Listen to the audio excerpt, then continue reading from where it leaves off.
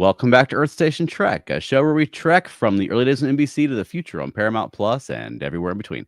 I'm Charles Kelso, and it's my privilege to introduce the Earth Station crew, Veronica Dashel, Hi. and we're joined today by Nick Wright. Welcome, Nick. Long and Pressspring. Yeah, welcome back to the show, man. We haven't had you on in a Thank little you. bit. Yeah, appreciate it. It's great to be here, especially on a very momentous occasion. Absolutely. Yeah. Yeah, and we're joined. We're talking about the season and series finale of Star Trek Lower Decks. Spoilers. Yep, spoilers for the Spoilers. new Next Generation. Which is huge. It's for one, it's the third Star Trek series finale we've had this year, which is more than obviously we've ever had in our lives in a single year. But yeah, the end of we know of. Hopefully it won't be the third one. Hopefully there's only two. Right. I guess sort of starting off, like Nick, what have you thought about the season so far, and just sort of some general thoughts on the ending of Star Trek Lower Decks? So I've definitely enjoyed the season. I feel like it's kind of they didn't really go too far outside of their box. They've done kind of bigger overarching stories where something would happen, and then like, okay, well, the rest of the episode is just your normal.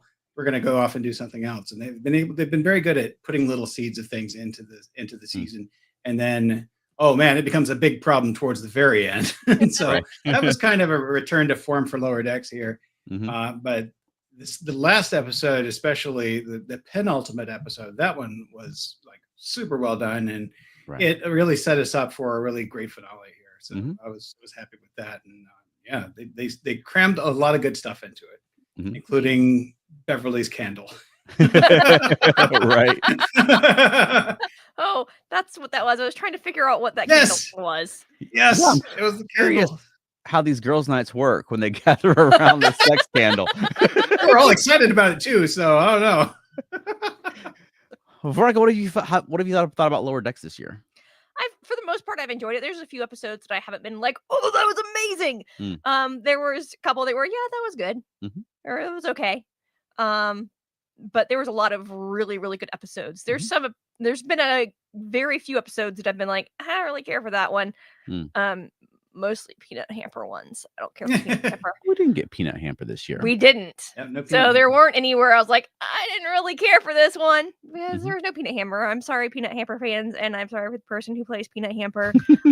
You are an awesome voice actor, Driss, and I still like the character. Sorry, but Okay. yes, Unexpected peanut hamper rant in the middle of the season 5 finale discussion. it has nothing to do with the season. Right. Yeah, when they announced Lower Decks, I wasn't real optimistic about it. It was the time when I had a little bit of a turbulent relationship with Discovery in the first couple of seasons, and then they announced that Picard was coming back, but it won't be the Picard you remember. And I was like, oh, great. And then they announced that a guy who had worked on Rick and Morty was doing an adult Star Trek animated series, and I had the feeling of like, can't we just do flippant Star Trek? Does everything have to be Star Trek except? But I gotta say, I've really grown to love this show, really from the time it started.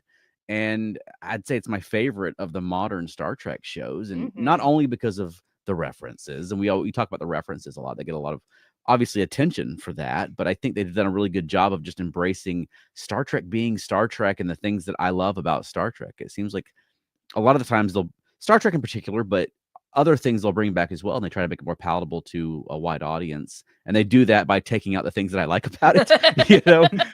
But Lower Deck seems to embrace those things and just enjoys like the goofy B episodes and just the silly things about Star Trek. And I love when they'll take things about Star Trek that could be perceived as a mistake, like the Blue Orions, or the different pronunciations of Mugatu, and just double down on it and be like, no, like this is Star Trek. It's as much Star Trek as Wrath of Khan is. And I love that about the show. And I love that they had this ensemble of just really charming characters that even if they don't make any Star Trek references to previous shows, I just love spending time with the characters. And so I'm really going to miss this show. I wouldn't say season 5 has been my favorite season of Lower Decks. I think that there were fewer hits than some previous seasons have had. I thought season 4 in particular was really good. But when they hit, they really do. And I think this is a good one this week. We've got a few comments already from Tiger Blade 2002. Hey, y'all, I'm so going to miss that show. Hey, Wayne, me too. Miss Powell family says, I love Mariner so much. She's really grown. Oh my gosh, so much. And Matt Sweatman says, farewell, Lower Decks. Hopefully just for now. I feel like they've set it up for another series of the new Next Generation, where they're the bridge crew now. Maybe a new series called the Bridge Crew. So Mike McMahon's like, let me end this, but let me end this in a way that you could make 4 more shows if you wanted. Yeah, easily. I agree with the comment about Mariner. So I was recently I'm filling out a 31 days of Star Trek thing, a different question about Star Trek every day, and one of them was favorite Lower Decks character. And I was looking back and I was like, it's very easy to say Tendi. Everybody loves Tendi. We can all identify with her adorable, geeky spirit. But I'm gonna go with Mariner. And honestly, she wasn't the you talk about how this is somebody who came from Rick and Morty. The most Rick and Morty that Lower Decks ever was in that opening teaser in the very first episode where Mariner's drunk and she's got the bat left and she stabs Boimler. And I'm like, oh my God, what's going on here? Is this what we're going to end up with? But she mellowed out. But then over time, she's had some character development. She's had some growth and she's dealt with a lot of stuff. And she still remains that essential flippant badassness that she's always had is still shining through. So I appreciated that character development. Yeah, absolutely. And it's not that they turned her into a different character, which I love. They've really had her and the show examine why Mariner is Mariner and then let her grow from there while still being Mariner, which I think has been a really great arc to watch. And there's been times when the annoying parts of Mariner, she's become more annoying, double down on those on some occasions, but often because of what was going on for that character in the story. And I think that's fantastic, where it's similar to what they do in Strange New Worlds, where you have these character arcs amongst the episodic, stories of the week. And they do the same sort of thing with Lower Decks, where you can follow them. And I mean, you really can jump into an episode, but the broader context of what's going on with those characters really does inform what's happening week to week. And I think they've done a fantastic job with that. Yeah, absolutely. I just missed all of what you just said because I was distracted by Elaine's comment. Okay. So we want to go ahead and jump to Elaine's comment that says, I'm chuckling at the way the backgrounds is behind y'all. It looks like Veronica is attached to Ransom's body. And that's all I could stare at for the rest of the time was, oh no, I do line up with Ransom's body. So those of you listening, you need to go at least look at the first couple of seconds of the YouTube video and see my torso on Ransom's torso. Her engaged core. You're engaging the core the whole time. Exactly. All right. And then let me catch up with some comments real quick. Miss Powell family says, don't forget the new Ready Room with Lower Decks cast today. Oh, yes. Watch that yet. Yeah, we've not yet watched that. Nick, you said you did watch it. I did, yes. So yeah, most of it is an interview with our main 4 people, and talking about this episode, but also talking about just a retrospective of the whole series as a whole and what they did, and how they a little bit of background on how things are recorded and how fun it is to work with Mike McMahon and that kind of thing. So yeah, pretty fun.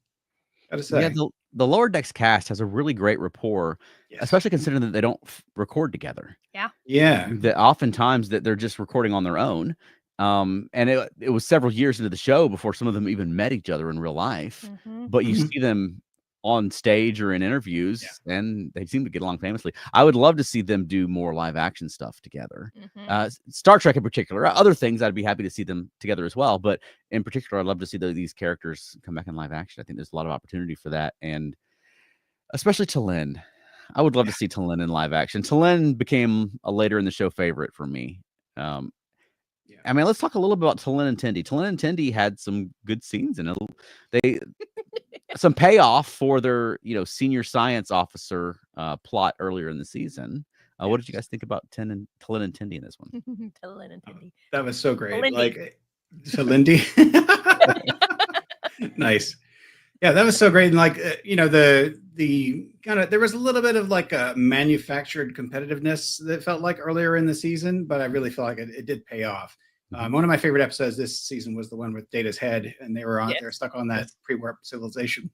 That was a really fun one, and they built on top of that very well. So I may have felt a little bit set up, like Tendi does Tendi normally have that kind of competitiveness? I don't really know, but this time she did, and it worked out really well. And then we ended up with Science Besties.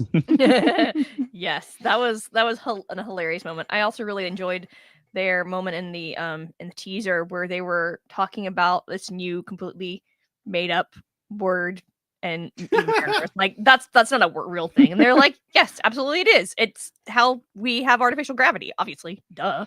How do you not know this?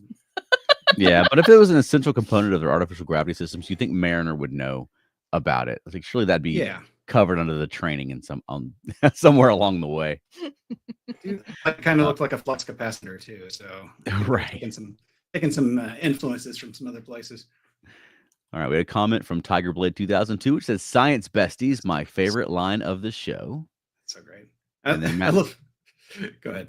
And then Matt Sweatman says, "The sudden tension and Tendy's anger did seem to come out of nowhere, but the payoff was worth it." Absolutely.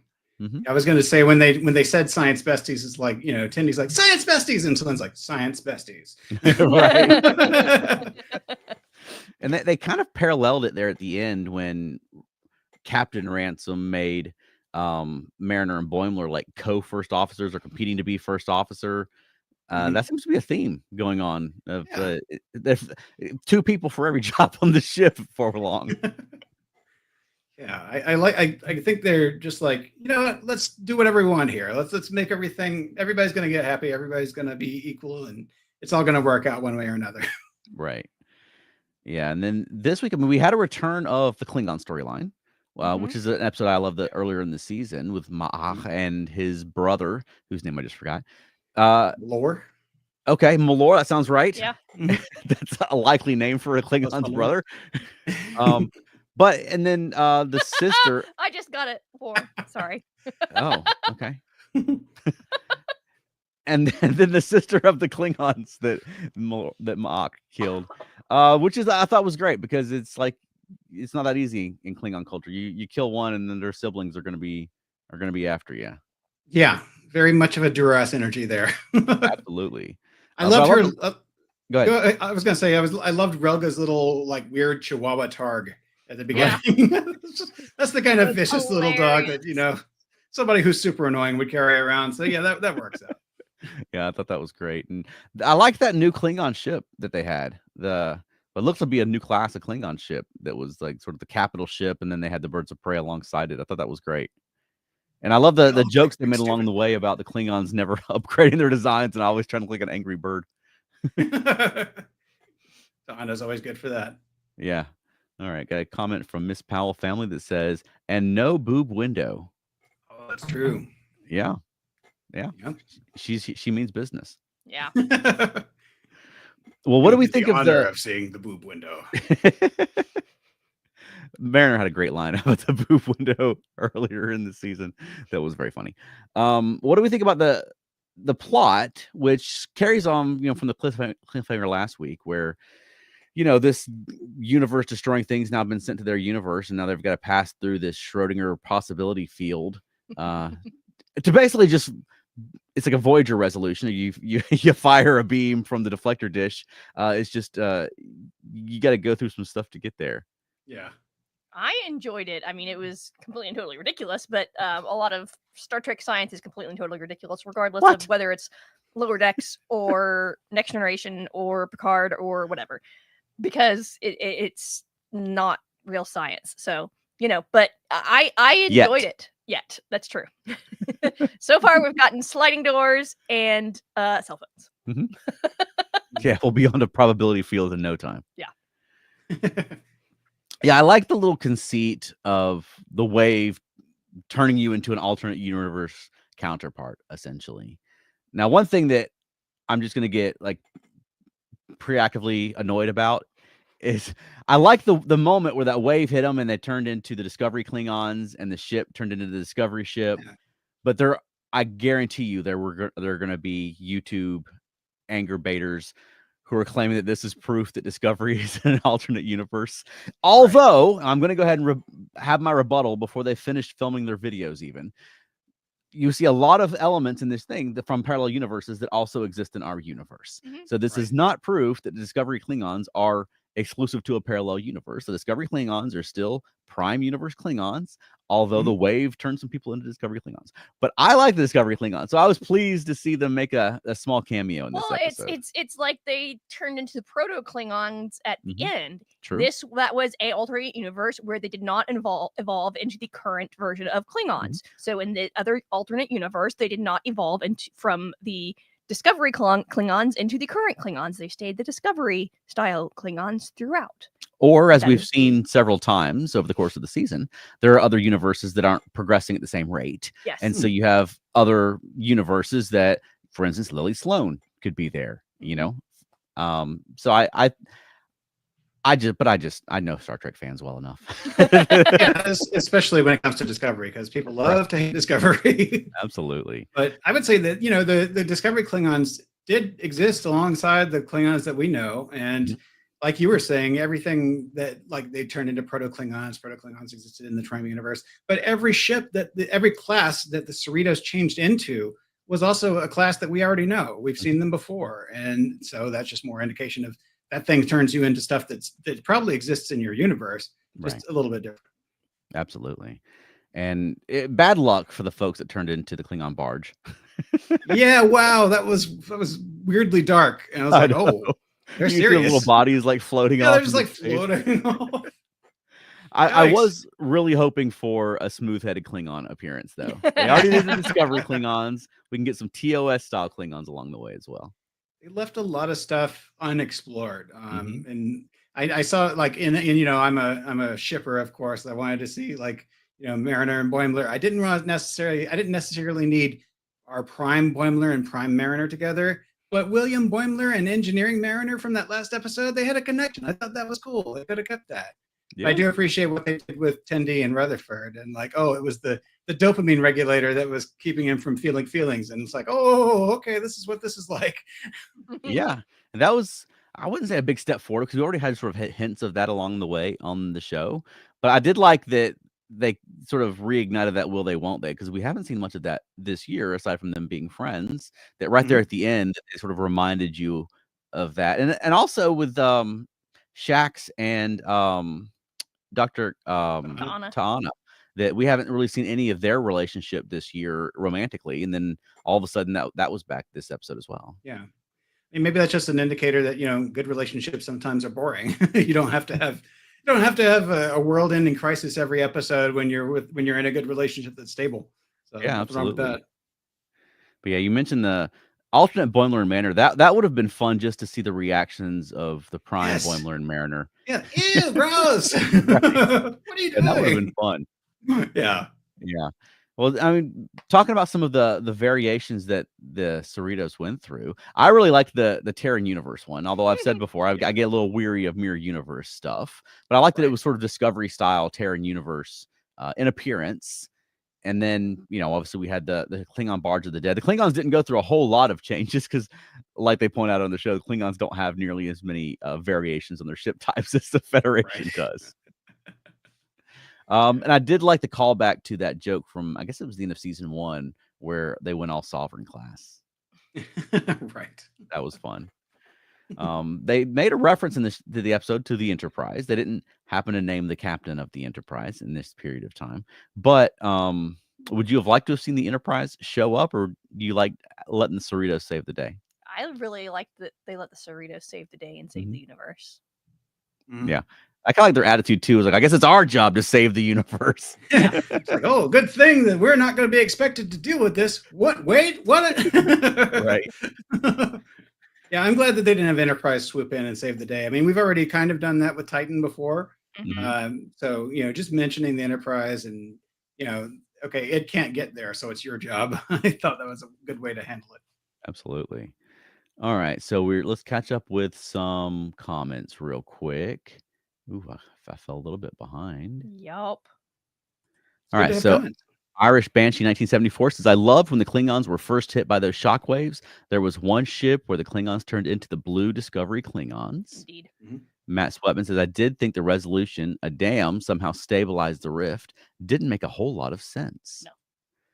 No. Miss Powell Family says, Matt, I was like, what did Mariner do to fix it? But I just shrugged and moved on. Yes. She pushed some buttons and changed the color of the beam. Yes. Matt Sweatman says they should have shown some Kelvin-verse Klingons. No, thank you. That would have been a good cameo, though, for like the Kelvin-verse Enterprise or something. Oh, yeah, true. Irish Banshee 1974 says, I felt bad that I laughed when the barge showed up after I saw the bodies floating away. Ms. Powell Family says, loved Engineering Mariner last episode. Matt Sweatman, now we have a version of T'Pol hanging around in the Prime Universe, I would guess. Yeah. And Ms. Powell Family says, I'm not sure what we've heard Tiana tell Shax that I'm not sure we've heard Tiana tell Shax that she loves him before. Tiger Blade 2002 says, honestly, from the moment they approached the Fisher, the outsiders started thinking this is a fan service smorgasbord. Ducks Veronica's shoe. Miss Powell Family should be Worf, right, as far as the captain of the Enterprise. And I think potentially, although I have mixed feelings about Worf ever becoming captain. So what I actually read recently was that Terry Matalas had confirmed at some point that Worf did succeed Picard as the captain of the Enterprise. Yeah, I have read that as well, but I still like the idea that Worf gave up his possibilities of being captain to save Jadzia that time. And so until they confirm it on screen, that's what I'm going with in my head. And then Matt Sweatman says, I like how we now have a version of T'Pol hanging around in the present of the Prime Universe. Yes. Yep, there we go. That's the rest of that comment. comment. and yeah, it's there's a weird collection of characters now hanging around Starbase 80, I think. Yeah. But I mean, speaking of Starbase 80, we commented a lot during that episode, during our discussion, that would, I mean, be prime fodder for a spinoff. And that it had some DS9 vibes to it. It's like a lower decks, like crappier version of DS9. And now they've hauled it over here next to this stable interdimensional vortex, which is not terribly dissimilar from the situation of DS9 next to the wormhole. Exactly. So do you think this was intended to be a little bit of a backdoor opening for a pilot? I think so. Or do you think that it was just them having fun? I think yeah, I think he set it up to it syncs too perfectly with DS9. It's like, look what you could have. Hey, we had the lower decks version of the Enterprise. Now we're gonna have the lower decks version of DS9. Yeah. Would you like to see that show? Yes. Just because of the premise, or just because of Mike McMahon would be involved? Both. Okay. He's definitely proven it. Yeah, and I don't think that could be done without Mike McMahon. Yeah, you need someone who gets Star Trek, because it's a portal to Star Trek references sitting next to the station where you can have anything you want fly out of it, it seems. Yeah. And Mike has shown, and everybody who's worked on the show has shown that they're nerds about the show in the best possible way. It's like they're having fun with it. They're making a little fun with it, a little fun of it sometimes, but they truly love it, and they really get all the references that we get, and they brought Garrick and Bashio together. Like they're out here in the same fan spaces that we are, talking about the same stuff that we are, and they get it. And I really appreciate that. So you'd have to have, if I don't know if you could do it without Mike McMahon, but a lot of the same crew would have to be involved to do it again, and to keep this same level of respectful fun with it. Absolutely.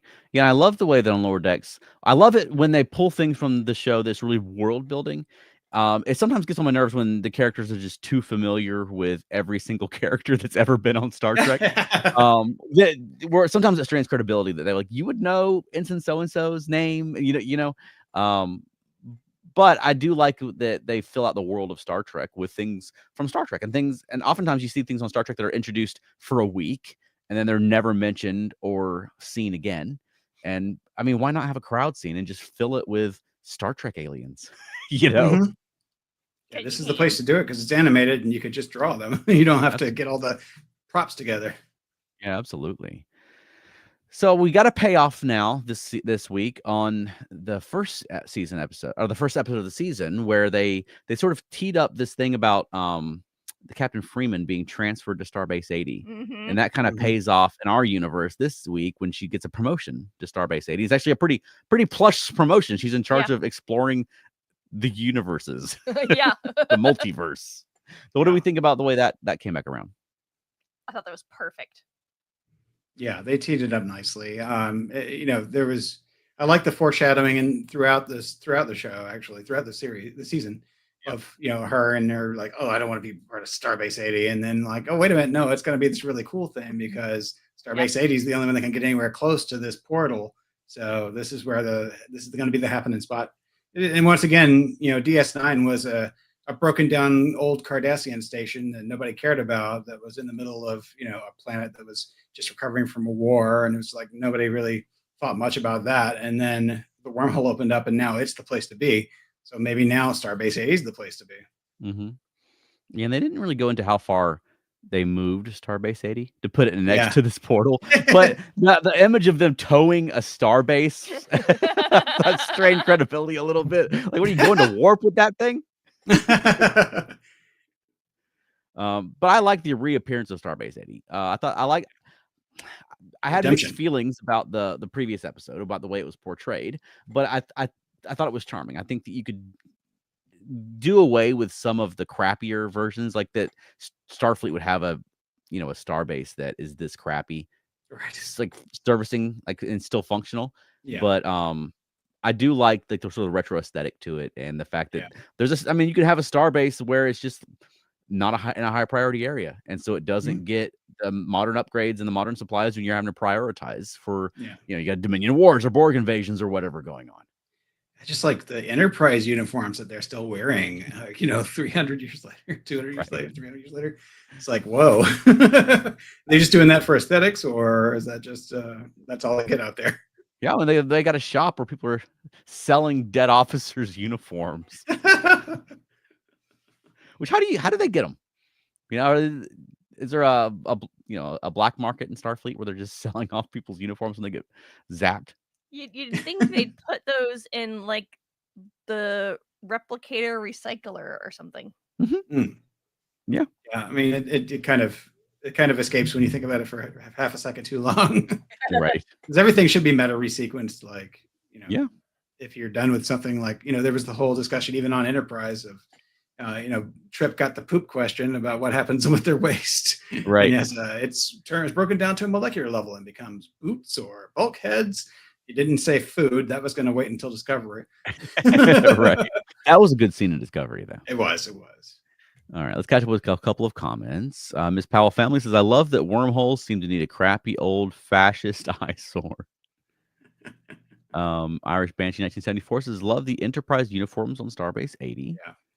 Matt Swetman said, Boimler is an obsessive geek concerning crews of certain ships in Federation history. And that's true. It just seems like everybody seems to have a pretty intimate familiarity with everyone who's ever been in Starfleet. It really seems like Boimler and Mariner, though. Okay. And I feel like Mariner's a secret geek. Yeah. Okay, and Clarence Brown has joined us, and welcome, Clarence, and has a good comment. It's like a military surplus store. I kind of bought it. Okay, fair enough. Yeah, but they were sort of pitching it in the episode as like, buy a dead man's clothes. A little bit morbid. I feel like with the knowledge of everything that's happened on the other shows, I think that what we've seen is kind of like reality TV to them. Like, there's stories around that are available, and like you want to, like, because even in like Picard, we got into that scene with Captain Liam Shaw, and he's like kind of making fun of them a bit about how all the crazy adventures that they used to get into, whereas he runs a clean, normal ship, and he doesn't want to get into any of their shenanigans. So the Enterprise had a reputation. So I think that what Lower Decks is saying is that everybody knows the stories of these crews. They're not just normal, everyday, run-of-the-mill starships. The Cerritos is more like a run-of-the-mill starship than anything else. But yeah, everybody knows about Kirk. Everybody knows about Picard and Cisco, and especially with Janeway. I mean, everybody knows that they got stuck in the Delta Quadrant, and they probably were excited to hear about all the adventures that they got into on the way back. Mm-hmm. And that's true. I mean, and they did establish on Enterprise that Riker, for instance, just goes in the holodeck and just relives old adventures of crews. So I mean, I guess for them, it'd be like, instead of Netflix, they're just, acting out US and Voyager adventures. And I guess you would get to know the ensigns' names. Yeah. I'm going to go binge watch Picard over here. Right. So I wonder if there's years of the Enterprise's adventures that are less popular amongst people. Don't watch the third year of the mission. That one was weird. Old scientists. All right. Well, let's take a quick break for about a 30-second promo. And then when we get back, we'll continue talking about Star Trek Lower Decks, the new Next Generation. So stay right there.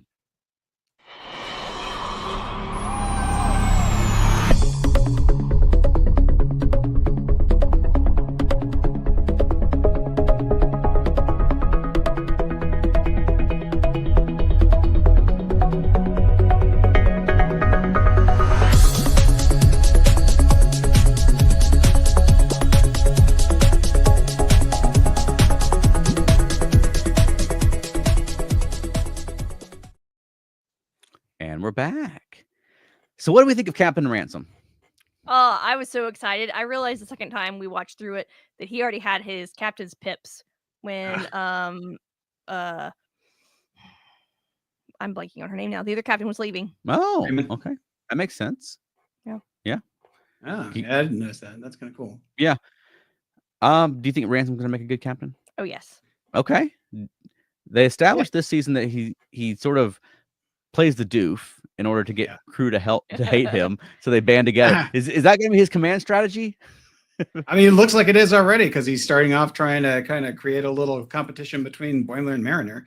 Right. So that's one of his strengths. He kind of, you don't think much of him, and then he surprises you because you've underestimated him. He's not just an airheaded himbo. I did like engage the core. Yeah. I thought that was a good catchphrase for Ransom. It is. Yes. Yeah. Well, I mean, looking back on, I guess, the season and the series as a whole, do you feel like the new Next Generation was a good resolution? Was it a good finale? Or would you like to have seen something different?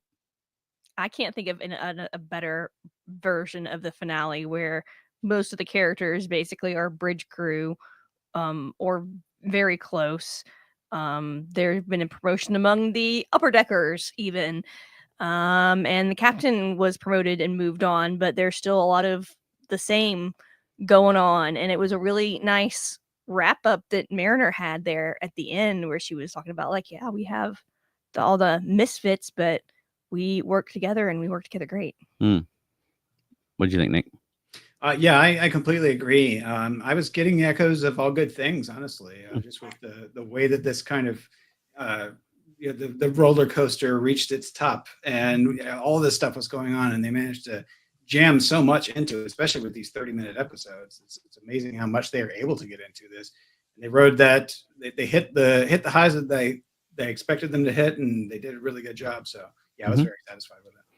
Yeah, I liked that the plot. It was a very simple, like 24th century Star Trek plot.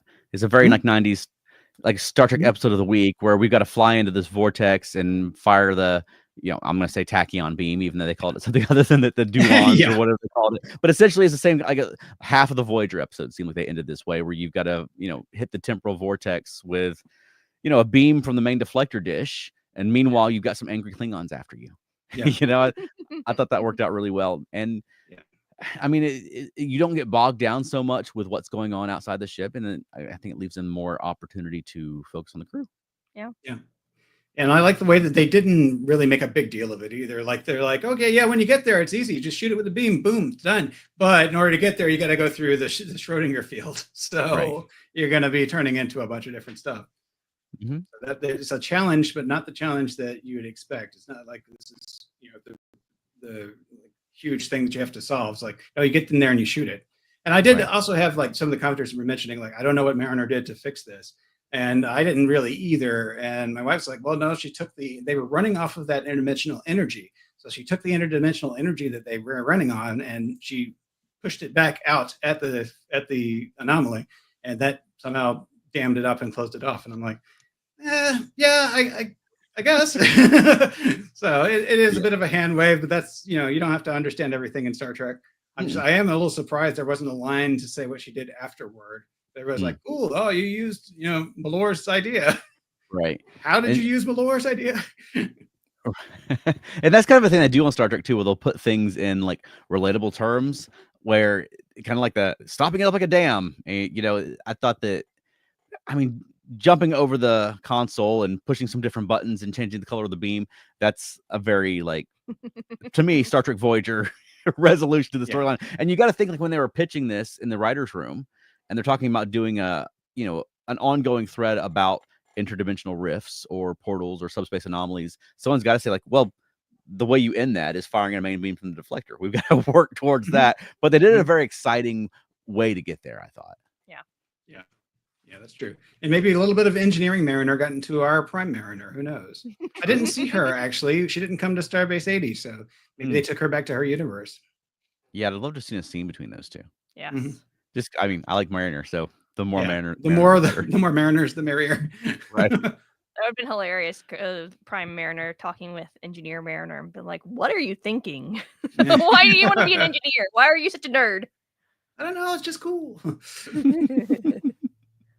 Yeah, I did like the bit where Ransom was like, a little bird told me, was it Dr. Maglimo? Yes. Yes. Still making I didn't even put that together until just now, the bird reference. I thought that was cute. Yeah. And yeah, I agree with you guys. I think that, ultimately on the show, we introduced to it as lower decks, and watching the lower deckers sort of, grow beyond those roles is sort of expected of the show. I guess it could have gone the Simpsons route and they could have just been ensigns for 20 years. But I like seeing them, over the course of the years, you see them get a promotion and have to deal with that, and then have to deal with being in charge of people. And now, Ransom pointed it out in this episode, like, you're not lower deckers, you're in charge of the lower deckers. Yeah, right. Well, I don't know. Do you guys read the comics? I have several of the comics. I haven't read them yet. Gotcha. Yeah, I'm in that same boat. So I'm wondering, like, that's the place I think to be in the Simpsons timeline where nothing ever really changes, but keep exploring different adventures with this crew that we all know and love. Yeah, and I think if nothing else, I'd love to see the USS Anaximander get a spinoff, and Starbase 80. Like, you could do a series of Lower Decks comics, just either following the Lower Deckers or spinning off these various things they've introduced on the show, because that's, to me, a no-brainer for a comic book series. Oh yeah, definitely. Mm-hmm. Well, if the show had continued, what would you have liked for them to be building towards? They left it, like, if all of a sudden they said, we're doing season 6, or what would you want to see from that? So I think that this show has mostly been a product of people having a fandom that's rooted in Next Generation and DS9 and Voyager. So the longer this show goes on, the more materially we have in New Trek. So they could have done a lot more with stuff that's happening in Strange New Worlds or stuff that happened in Discovery, and kind of just exploring that new realm, I think. Mm-hmm. What about you, Veronica? I kind of like them to do like a Game of Thrones thing where they're following the Axemander and they're following the Starbase 80 and they're following the Cerritos. Oh. But doing a whole story in 30 minutes where there's a beginning, a middle, and an end, which is what they do, that's just not possible, because like even Game of Thrones, there wasn't a beginning, a middle, and end to those episodes. It was just we started in episode 1 and then we just kept going forever and ever and ever. Right. Like, this is a Tyrion episode. Okay. Yeah. Basically. That I feel like if they were able to stretch it out into an hour, it would be really cool for it to do something like that, because I feel like that would give a good like 20 minutes for each of the things, but they'd pop back and forth between them, and they'd somehow still be related and come together occasionally and whatnot. Yeah, that would be cool. All right, I got a few comments here I wanted to hit. So Ms. Powell Family says, I've been waiting for Ransom to become captain. Freeman has become more free to do her job as Ransom gets healthier mentally. As Mariner gets healthier mentally. Or mentally healthier. And yeah, that's true. She does have to spend less time babysitting her daughter. And they even called on this episode, like, wow, what great captaining. And I like that little twist on it. When they're like, Captain, this is what's going on. And she was like, got it. Let's take action. And they're like, you believe us? Like, because that's like a trope on sci-fi, when someone from a sci-fi show will be like, something weird's happening. And they're like, oh, we can't believe that. Like, something weird happens every week. Maybe it's all in your head. I don't know. Right. Or they'll be on a planet and it's like, I think I hear something. And they're like, oh, you're imagining things. No, something weird is happening. Something weird is always happening. Yeah. And she called them her most trusted officers. It's like, wow. Yeah, that's huge. It absolutely is. But at this point, they've been serving together for 5 seasons, at least a couple of years on the show, and they've all been through a lot. Like, you think that by this point, like, sure, like, hey, I get this weird message from my alternate self, and this is what's happening. We're all in danger. Like, got it. Yeah. And they did revisit that trust that's built again later on when Freeman, it was brought to her attention that Malor had disappeared and that Mariner in the other universe had hidden him. But she's like, no, I trust you. I know you didn't do it. So that was pretty cool. Yeah, because there was a version of Captain Freeman in the past and a version of Mariner where that trust was certainly not there. No, absolutely. All right, Ms. Powell Family said, warp your own way, choose your own adventure book is great, much more clever than you would expect. We recently got that. I don't think we've looked at it yet. That's in our pile of Lower Decks comics that we wouldn't pick up that we've not yet had a chance to read. Yes. All right. Clarence Brown said they definitely set them up for more serious adventures as senior staff. Not sure how I feel about a permanent Quantum Fisher out there somewhere. And Matt Swetman said the Anaximander being Defiant class makes more sense now that it will be operating out of Starbase 80. Another similarity with DS9. Yeah. So, I mean, we were led to believe, or at least it was indicated or hinted at, that the Anaximander was a Section 31 ship. So Section 31, I guess, be cool with this going on. Our on. Section 31. Well, maybe it was because that was William Boimler. Yeah, that's true. That was the Prime Universe Section 31s. Or are they just delighted that their ship has been assigned to the station and they're going to have their, their fingers in this? Yeah, right. You can do it out in the open instead of like doing it behind the scenes like they normally do. Yeah. William Boimler's gonna have to change his badge though. Yeah, that's why he can't really keep the black badge on. Yeah, it's kind of like the old unit headquarters with the top secret base sign out front. Somebody pointed out that it looks like William Boimler is balding. Like, his hairline's coming back a little bit. Okay, so he's had a lot of stress out there. Yeah, must be. Yeah. Well, I like to see the two of them though. Since they split, they sort of evolved in their own directions. William Boimler had a little bit of stubble, and I'm glad for Boimler that his beard came in. Yeah. Over the course of the season, I was getting a little worried about his beard. She's like, it looks good. I hate it. Yeah. And that's satisfying just as a person who doesn't grow great facial hair his beard came in and someone told him that it looks great. Like, yep. I feel good for him. Yeah, I kept on expecting, like, once it was like, oh, he got it there, and then he's going to have like an accident with the space shaver, and it's going to just be gone, and he's like, and he's going to have to shave the whole thing off. But no, they let him keep it, so that was great. Yeah. Well, what did you guys think of the resolution of the Pad storyline? Because that Pad's been an ongoing thing for his primary character arc this season has been based off that Pad, which I guess he finally broke it. Yeah. So I guess he's given up on that. But I mean, were you satisfied with that? Something we talked about earlier on the show was, maybe he'll get to the point where he realizes he needs to be his own person and not try to be someone else. I thought that was a really great way for him to get rid of it. Just so they couldn't try and use it. Because I mean, honestly, it probably wasn't in the notes of where the Malor was hidden. But I really like the gesture of well, we can't even find out now. And I think he had gotten everything out of it that he needed also at this point. And he had gotten to a point where he was more confident in himself in general. Yeah, I agree with that.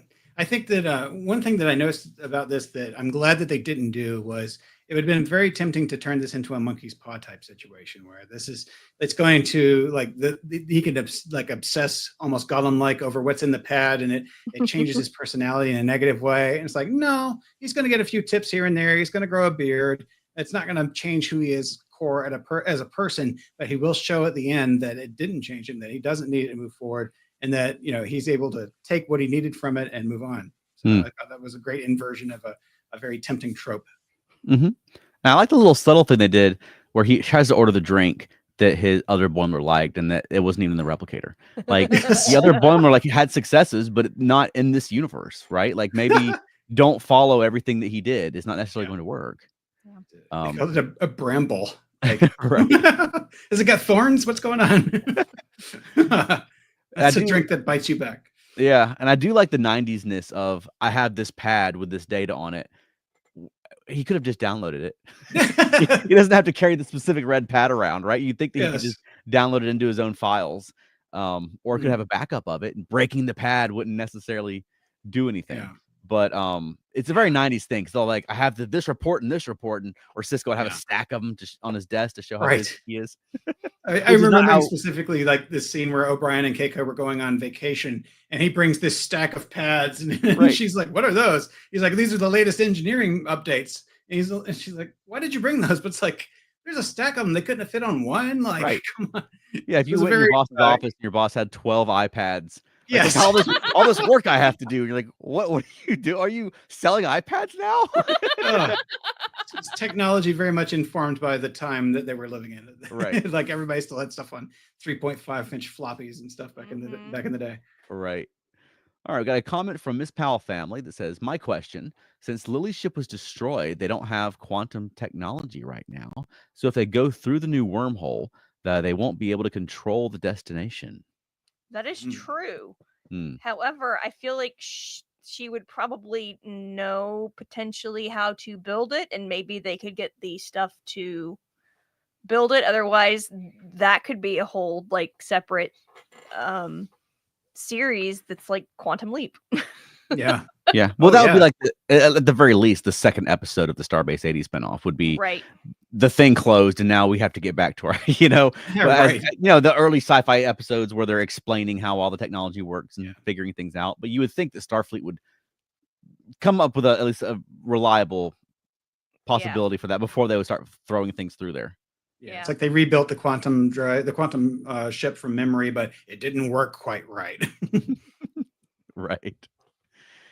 Yeah. I thought that the dam idea, I mean, I agree with, I think it was Matt that said it, that it didn't make a whole lot of sense, but I like that as a resolution where we can stabilize it. We can't stop it, but we can stabilize it. And I'm happy with that. And I thought it was a cool look, like the actual portal itself. But you got to think now, this portal existed during Prodigy and during Star Trek Picard, and presumably it could still exist during Discovery.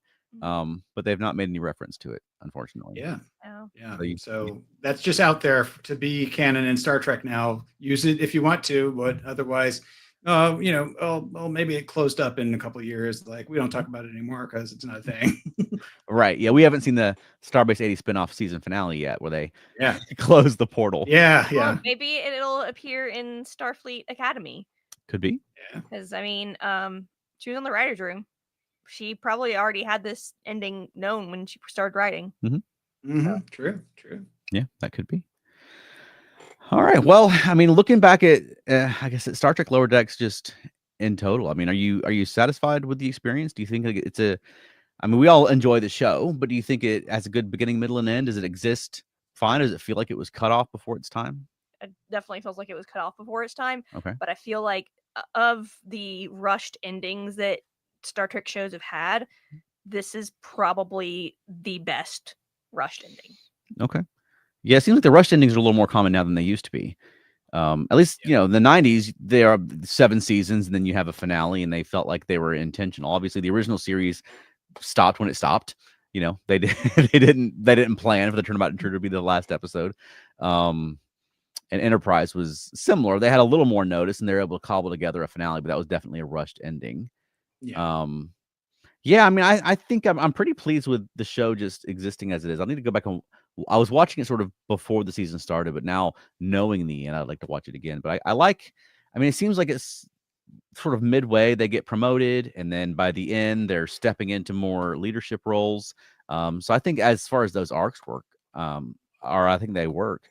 And then even with things like Rutherford, it was a little bit abrupt. I thought that all of a sudden he hates the Cerritos, and then he removes the implant. Like all of that happened in the space of an episode that seemed like it came out of nowhere. Yes. That to me didn't feel like it was seeded throughout the season, where a lot of the time Rutherford was just sort of hanging around this year. Yeah. One episode he was just being Boimler's buddy, and they were drinking those drinks together and spilling them on the console. Where I felt like they could have seeded some of that earlier in the season. Yeah. But I mean, aside from that, I felt like it's a pretty good resolution to the show, and I feel like the show will stand pretty well as it is. Yeah, I think the Enterprise was the start of our rushed endings, unfortunately. Right. But I feel like another thing that's a problem now, and really probably shouldn't have been a problem for Lower Decks, is that they're all 10 episode seasons. It's like it's a 30-minute show. You can give us more than 10 episodes. I think this is a show that could have gone on a lot longer. But even if it hadn't gone on longer, if we'd had more episodes per season, this would have felt more like they're not, rug pulling us. Absolutely. All right. Matt Sweatman commented, "I can imagine there would be a lot of competition over control of the space near the fissure. Even if there are other universes, the potential for advanced tech could lure hostile forces." I did like they made a point of this technology coming from a joint Federation Klingon outpost, And then at the end, you see it seems, I mean, the Klingons, I think, were heading off, but it seemed like they were at least in cooperation with this. I like treating the Klingons as allies, but also the individual Klingons can still be jerks. Yeah. That's true.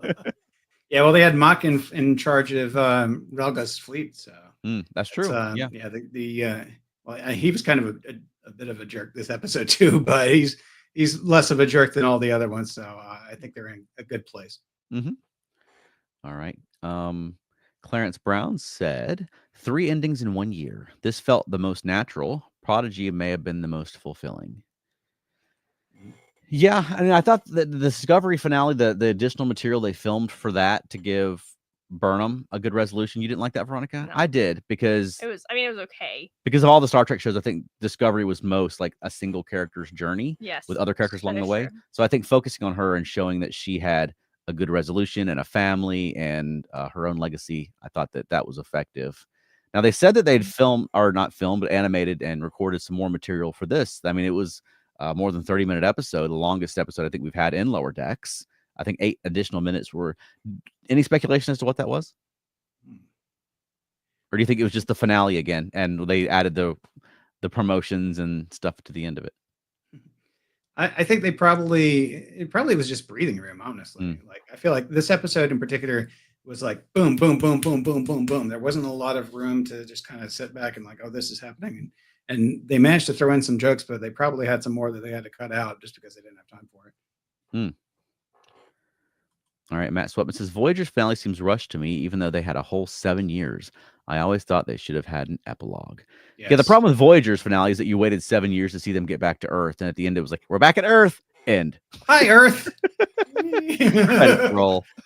Yeah, there was definitely room in Voyager to show them re-entering the Federation and Federation space and dealing with the lives they had left behind and so forth. But that's a tangent.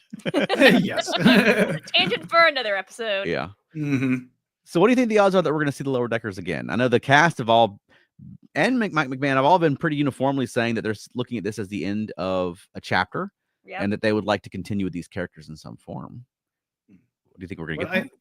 What I like about the way that they cast this is that these actors, obviously they've used Boimler and Mariner in a real life situation in Strange New Worlds, but the actors that play Tendi and the actor that plays Rutherford, Eugene Cordero, like they would fit perfectly in a live action Star Trek too. So like you could easily do that. So that opens it up to whatever project that they want to have these characters involved in, they can. And they could also do like we've said in this discussion, they could do 3 or 4 different spinoffs from what they've done just in this finale too. So there's plenty of options for it if they want to do it.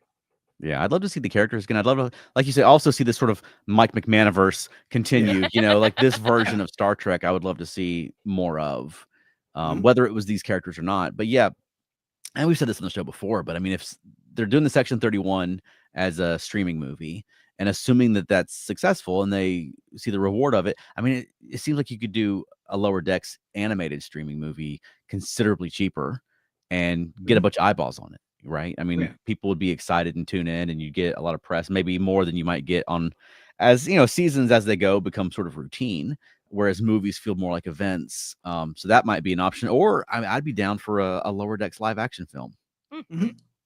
Yeah, that'd be cool. Absolutely. He's got to grow a beard now, though. A little spoiler alert for Ready Room. He does have a beard now. Excellent. See, getting ready. Was it purple? No. He could they'll have to dye it. That's one of the big unanswered questions of Lower Decks, I guess, was that Boimler's natural hair color? I think it was. Like, I mean, considering it came in purple, I do appreciate coloring it as it came in, because apparently because I remember there was a mention of hair dye that someone had found on him at some point in an earlier season. I don't remember that. I thought maybe you dreamed that. No, I feel like that was in there. All right. If someone can give us that exact quote, I'd be delighted to know it, because I don't remember. That's a huge Star Trek mystery that's not unsolved. So I would like to know the answer. I do remember, like, I like Mock dragging Boimler. He's like, this purple boy says that he knows where Malora is being hidden. I like that. Yeah, he couldn't even wrap his head around the alternate universe thing where it's like, this pad says you know where she is. Yes. All right. Miss Powell Family says, I wonder if Mariner et al. Can guest in Tawny's live action show. But I think that Tawny was going to play a role in it as well. She will. Mm-hmm. Which, I mean, I still wouldn't be opposed to her showing up as Mariner. Yeah. I don't know, kind of a Lore Data situation, I guess. Yeah, or a Nicholas Locarno / Tom Paris situation. Right. But I'd love for any of them to show up, even if they were playing different characters, to show up and just play together in live action. I can't get enough of these guys. Mm-hmm. And then Clarence Brown says a Lower Decks movie verse would be a great option. Mm-hmm. And a Lower Decks movie would be like half of a season anyway. Yeah, that's true. Yeah, I mean, they might talk a little bit slower in live action than they do animated. I hope not. That's one of the reasons I like this. Yeah. Talk fast. That's part of why they can do so much in 28 minutes, is they talk so fast. Mm-hmm. But yeah, it's like Garrett was getting, like, I think he was talking to Eugene Cordero and like getting the advice for how to be on Lower Decks. Is like, talk really fast. This is we just move through lots of fashion, very fast. Just keep going. Yeah. So yeah, I think he did a really good job. Like he seemed like he felt very natural in this role, like maybe even more natural than some of the other great Trek guests that we've seen. Mm-hmm. Yeah, absolutely. And I love that this period of Star Trek has let them bring back so many legacy characters. I mean, even like Next Gen didn't come anywhere close. Like you might every season or two, you might get like a Sarek or a Scotty or a Spock, but they didn't just populate, the series with that sort of stuff the way they do now, which for better or worse, I do think that it's held them back a bit from developing their own stuff. Like we've had a new Star Trek show since 2017, and there's still not a new like recognizable alien race that's emerged from it the way you had like the Dominion or the Borg or so forth come out of the 90s. Which I don't want to get off on that tangent either, but that is something I would have loved to have seen Lower Decks do, is develop their own big bad, like their own Dominion or their own Borg, like their own big recognizable thing. I love that they brought back the Pac-Leds, and I love that they have focused on various minor races that you wouldn't expect them to bring back. I think that's perfectly fine, but I would like to have. That's one thing I think a trick that may have been missed is having their own big addition to the Star Trek universe. Moopsie. Okay, that is a good contribution. Right. Yeah, I think in general, Lower Decks they felt like their mission was to take what they loved about Star Trek and maybe build on it and improve upon it a little bit. Like they really filled out the Orions, and like you said, the Pac-Leds, that was great, bringing those guys back and making them a problem. So I think they accomplished what their mission was, but I do agree it could have been. They could have had, especially if they had more time, more episodes. They could have built some of their own unique original threads. So that would have been interesting. Yeah, and that's one thing I guess is I'll see as a missed opportunity if the show doesn't continue in some way. Because some of my favorite Lower Decks episodes were episodes where they were building off of their own continuity and referencing themselves and things that they had introduced, like Badgie or Peanut Hamper. Sorry, Veronica. Or Agamus. I'm speaking of an episode in specific. Yeah, Choo Choo. Choo Choo. Yep. But they had the shirt in the episode. That was one of the little scenes. There was a person with a Choo Choo shirt. So I'm wearing mine. Yeah. Nice. But I would love to see the show continue on and do more and more and more of that until you just have a show where they're just referencing themselves because they are Star Trek, Yeah, that's true. And Miss Powell Family says, what? The Clickets weren't a big bad? Not big enough. Not big enough for me. Well, any closing thoughts about the episode, the season, the show? I feel like it was a very nice ending. Yeah. I'm pretty happy with it. I was not expecting the way they did the episode before that, but that was really cool. Like, I think everybody was like just really happy with all the guests they got for that and the story they managed to put together with it and the way that it led into this finale, which was very satisfying. I think it was, I'm very happy with the whole thing. And I think it was very smart to do cameo overload last week, legacy Yes. character overload last week, and then this week that's not pulling the attention. This week it's about our characters, right? It's not about so and so from Star Trek that came back. Like but you said, no Enterprise to swoop in to save the day. Right, or like Spock or somebody turning up. Like it's they got that out of their system last week, and I think this week was a good. I mean, to me, I keep saying this, but it felt like just a Star Trek episode of the week, like the kind of episode that the plot is forgettable, oh, there's a subspace fissure and we got to fire a beam at it and close it. You know what I mean? I've seen some anomalies, but I thought it was very effectively done, and I thought it was a good resolution for the show. So I will miss Lower Decks. Yes. We have more Lower Deck shirts than a person should. We have like 60 Lower Decks t-shirts because we're in the t-shirt club. Oh, nice. We can finally stop spending all of our money on Lower Decks t-shirts. We're free. All I've got is the Choo Choo shirt and the Ritos shirt. And obviously what I'm wearing right now. Right. This is a comfortable uniform, by the way. I like wear this all weekend at DragonCon. Absolutely. All right. Well, Nick, where can people find more of you? You can find more of me at nickthewright.com. I finally decided to make a website where I can link all of my various BS that I work on, because I do comics, I do videos on YouTube, and I have all my socials and stuff on there. So wherever you want to, whatever you want to get in contact with me, you can find me there at nickthewright.com. So it's a website, not a link tree. Yeah. It's a website that I made on WordPress that kind of mimics a link tree. So I don't have to pay link tree or card or anything anymore. I just do my own thing. There you go. Nice. And how about us, Veronica? FeltNerdy.com. That's right. If you're in the Atlanta area, come by the Center for Puppetry Arts this Saturday for the holiday Puck and Puppet Show. We'll be in the cast of that show. And then in January, on January 7th, we're in another show, which hasn't really been officially announced yet, but it's going to be for a good cause. It's sort of a charity show. And then our own show, January the 12th, which announcements for that will be coming out very soon. Indeed. And where else can people find us? Monkeying Around, a podcast about the monkeys. That's right. And do you have a closing for us this week? Engage the core. Hey, perfect. Good job. All right. Well, Nick, thank you very much for joining us. Yes. And goodbye, everybody. We had great activity in the comments, and we really appreciate it. Yes. Lower Decks.